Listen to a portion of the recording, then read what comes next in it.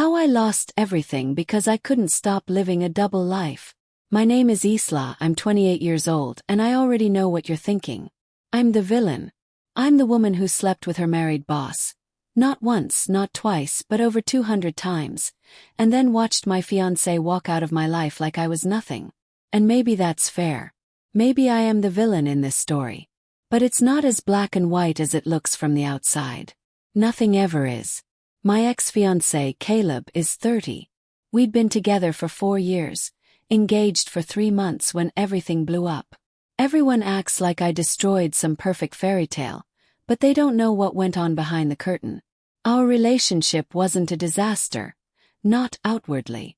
But it wasn't thriving either. It was stale, predictable, slowly dying from a lack of oxygen. And I guess I stopped trying to save it long before I ever admitted it to myself. Caleb was the type of man who planned every date weeks in advance. Who'd show up with flowers for anniversaries I didn't even remember. Who'd ask about my sleep, my day, my mood every single night. First it felt sweet.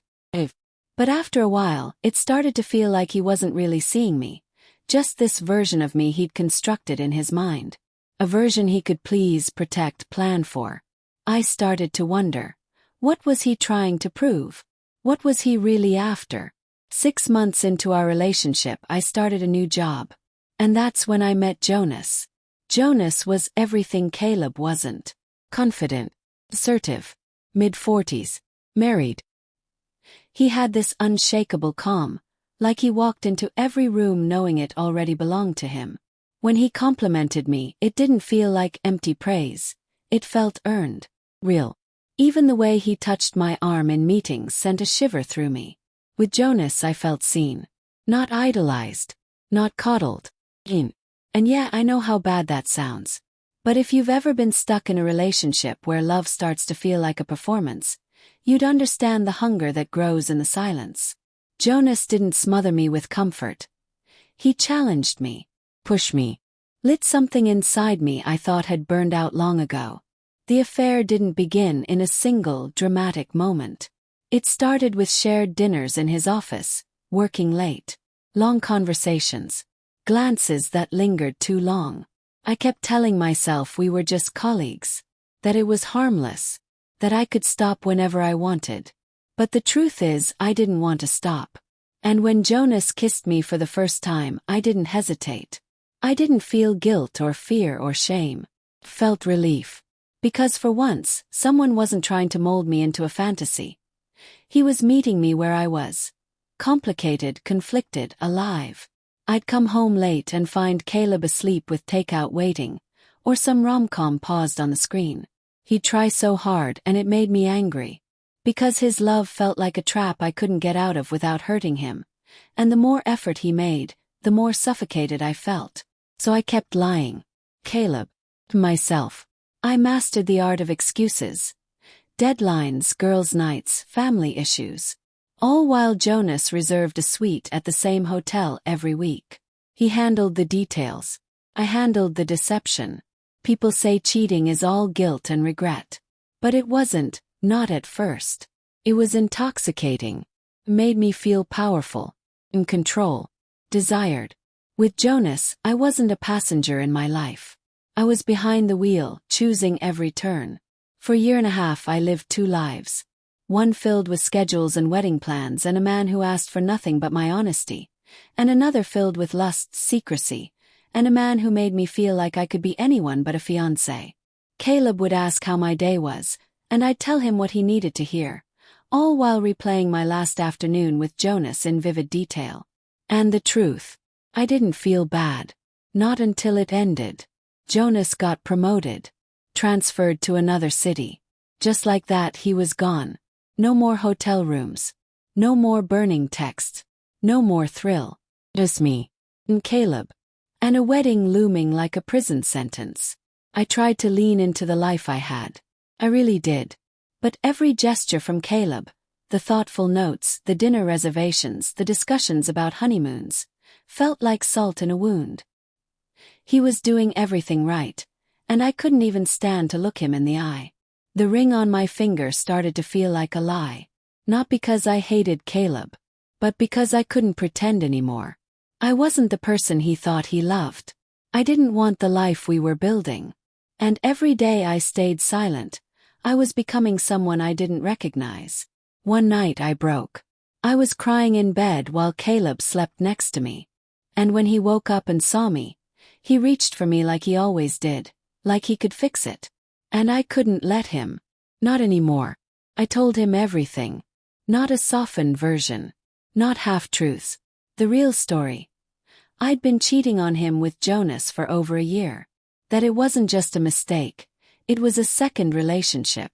One I'd chosen. Over and over again. I expected rage. Screaming. Begging. But Caleb just listened. He sat there quiet and methodical, asking clear, direct questions. He wanted dates. Details. Confirmation. He didn't even cry. And that broke me in a way I didn't expect. Because his silence hurt more than any insult ever could. In the days that followed, Caleb didn't lash out. He didn't accuse. He didn't demand closure. He just detached. He made plans. Divided assets. Moved through the logistics of ending our relationship like it was a business deal. And I hated it. I wanted him to fight for me. I wanted him to scream, to break something, to show that I'd mattered. But he didn't. And that's when I realized. I had lost him long before I confessed. Maybe not literally, but emotionally. Caleb had already stepped back. Maybe he sensed something. Maybe he knew. Or maybe, like me, he was too afraid to admit that the person he loved wasn't the person in front of him anymore. It's been 6 months. People still talk. They whisper. They call me names. Selfish. Trash. Homewrecker. But what they don't understand is that I didn't cheat because I wanted to hurt anyone. I cheated because I was already lost. And I mistook passion for purpose. Caleb's gone. Moved out. Deleted every trace of me from his life. According to mutual friends, he's dating again, someone kind. Someone honest. Someone who probably doesn't set their life on fire just to feel alive. As for me, I live alone now. No ring. No lies. Just a lot of silence and a mirror I'm finally starting to look into without flinching. Do I regret what I did? But not just because I lost Caleb. I regret it because I wasn't brave enough to leave before I crossed that line. Because I used someone else's love as a safety net while chasing the thrill of something forbidden. And in the end, I wasn't strong. I wasn't empowered. I was just a coward. I thought I could have both, but I lost everything. The days after I told Caleb the truth didn't feel real. I kept waking up expecting him to yell, to accuse me of ruining his life.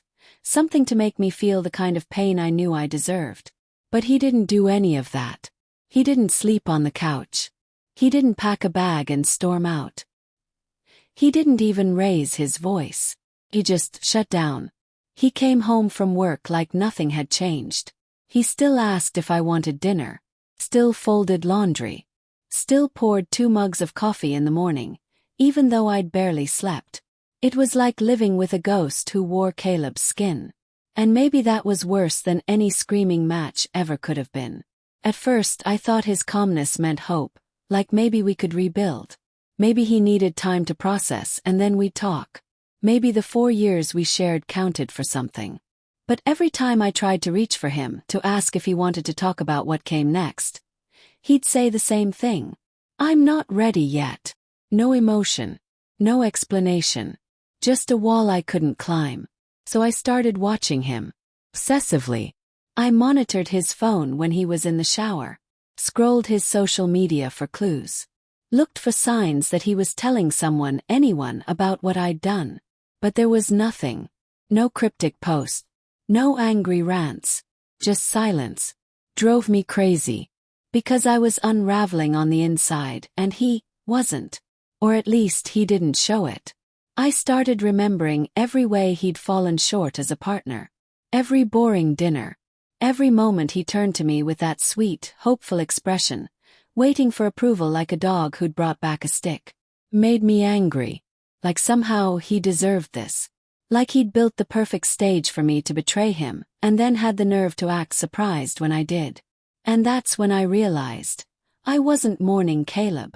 I was mourning the version of myself I thought I could be. The woman who could settle into safety and security and gratitude and make it work. But that's not who I am. With Jonas, I was alive. I was daring. I was wanted. There were no wedding registries or brunches with in-laws or arguments about throw pillows. It was fire, kiss, diction. And I fed it like it was the only thing keeping me from disappearing completely. Do you know how easy it becomes to lie when you're already living in a fantasy? It wasn't just the hotel rooms. It was the routine, the thrill. The texts I'd get while sitting on the couch next to Caleb. Jonas sending me photos of the wine he bought for our next meeting. Me pretending to laugh at a sitcom with my fiancé. Dual lives. Dual faces. And I told myself I was managing it. But the truth is, I wasn't managing anything. I was spiraling. And the whole time I thought I was so clever. That I could keep one foot in Caleb's world, reaping the benefits of his devotion, while indulging the parts of me he never could touch. That I could be both. The stable fiancé and the secret lover. But eventually the mask starts to slip. The lies blur. And the person staring back at you in the mirror looks like someone you don't even recognize. After Jonas left, after the promotion, the relocation, the carefully worded goodbye, my world didn't just slow down, collapsed in on itself. I tried to fill the void with Caleb. I really did. I leaned into the wedding planning. Smiled at his parents when they talked about venues. Told myself that this was what normal people did. That I could bury the past and settle down. But every conversation with Caleb felt like acting. Every smile was a performance. And every night I went to bed beside him, I felt like I was disappearing, piece by piece.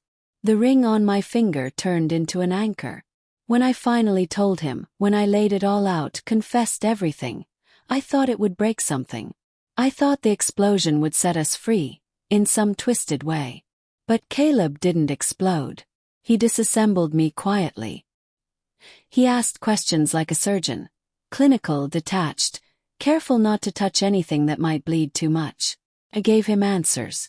Too many. Details I never should have spoken aloud. Because some part of me wanted him to hurt. I wanted to see that I still had power. That I could still pull his heartstrings if I tried hard enough. But instead he just walked away. One piece at a time. I thought he'd slam the door. Burn my clothes. Shout in my face. "Well, Jonas. Post online." But Caleb didn't need vengeance. He just disappeared. He divided the bank accounts. Cancelled the venue reservation. Unlinked our calendars. Gave me the apartment. Told me he'd be staying with a friend until he found a new place. The way you'd return a library book, without emotion. Just done. And maybe that's what hurt most of all. That after 4 years, 3 months of planning a future, and one heart-shattering confession, I wasn't worth even one unfiltered human outburst. Maybe I thought I'd always be in control. That I could confess, cry, and be forgiven. That he'd fight for me. Or at least fight with me. But no. He left with dignity. Which made me feel even more like the monster people now whisper about behind my back. So here I am 6 months later. Sitting in the apartment Caleb furnished. Wearing the sweater he bought last fall. Drinking coffee from a mug he once said matched my eyes. Alone. No Jonas. No Caleb. Just me and the echo of a life I burned down because I didn't want to feel bored. I used to think I was brave for chasing what I wanted. Now I think maybe I was just selfish. And scared. And so desperate not to feel ordinary that I destroyed the only person who ever truly believed I was extraordinary. And I'm not asking for sympathy. I'm not even asking for forgiveness. I'm just telling the truth. Because after lying for so long, to Caleb, to Jonas, to myself, it's the only thing I have left.